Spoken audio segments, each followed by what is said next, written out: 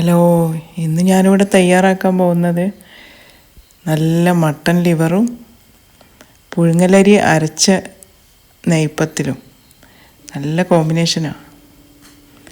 അതിനായിട്ട് ആദ്യം ഒരു ചട്ടി വെച്ച് അതിലേക്ക് കുറച്ച് വെളിച്ചെണ്ണ ഒഴിക്കുക. 2 ടേബിൾ സ്പൂൺ വെളിച്ചെണ്ണ ഒഴിച്ച് ഒരു 10 ചെറിയുള്ളി ചതച്ചത് ചേർക്കുക. അത് നന്നായി വഴറ്റിയിട്ട് അതിൽ 2 സവാളയും കൂടെ നീളത്തിലരിഞ്ഞത് അതും കൂടെ കുറച്ച് നന്നായിട്ട് വഴറ്റുക. അതിലേക്ക് കുറച്ച് കറിവേപ്പില, പച്ചമുളക് 4 എണ്ണം, 1 ടീസ്പൂണ് മഞ്ഞൾപ്പൊടി, 2 ടീസ്പൂണ് മുളക് പൊടി,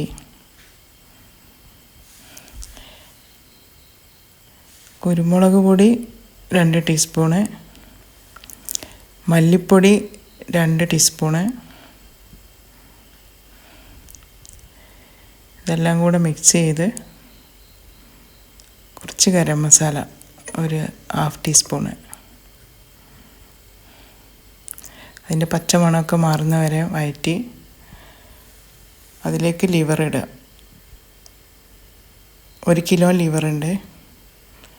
അതിൽ മിക്സ് ചെയ്ത് പാകത്തിന് ഉപ്പും ഇട്ട് 1 കപ്പ് വെള്ളം ഒഴിക്കുക.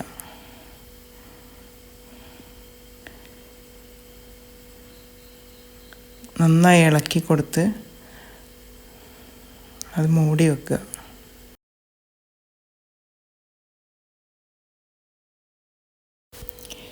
ഇനി നെയ്പ്പത്തിൽ ഉണ്ടാക്കാൻ പുഴുങ്ങലരി വെള്ളത്തിലിട്ട് വെച്ചിട്ടുണ്ടായിരുന്നു. തലേ ദിവസം രാത്രി ഇട്ടതാണ്. അതിലേക്ക് കുറച്ച് തേങ്ങ, 1/2 മുറി തേങ്ങ, 10 ചെറിയുള്ളി, 1 ടീസ്പൂണ് വലിയ ജീരകം, 1 ടീസ്പൂണ് ചെറിയ ജീരകം, ഉപ്പ് ഇതെല്ലാം കൂട്ടി അരച്ച് ഒരു പാത്രത്തിലേക്ക് ഒഴിക്കുക. തരിതരിപ്പായിട്ട് വേണം, അധികം അരയരുത്.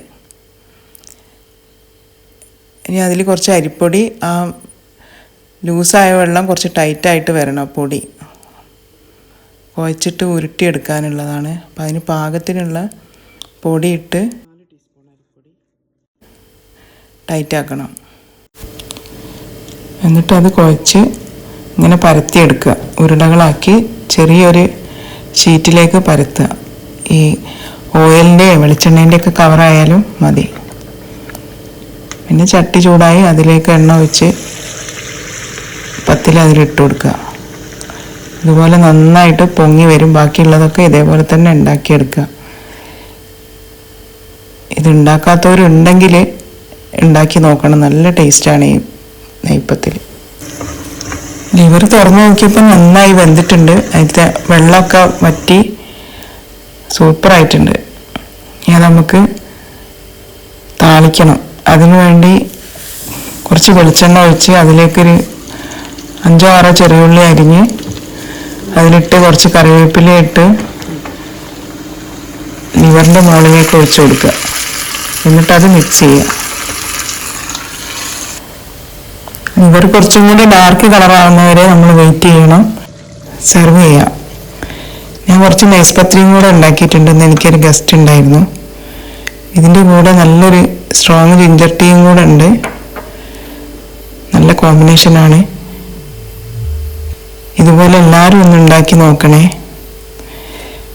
ഇഷ്ടപ്പെട്ടെങ്കിൽ സബ്സ്ക്രൈബ് ചെയ്ത് ലൈക്ക് ചെയ്ത് സപ്പോർട്ട് ചെയ്യണം.